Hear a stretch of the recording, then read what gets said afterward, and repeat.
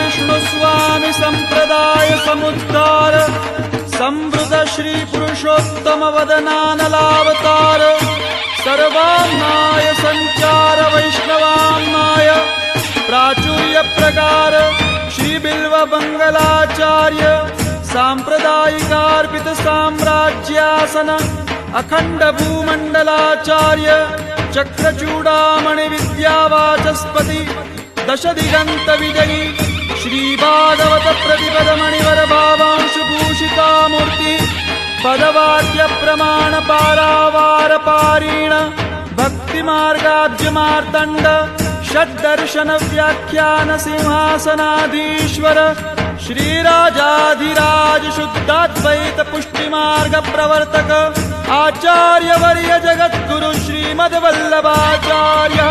महाप्रभु विजयतेतरा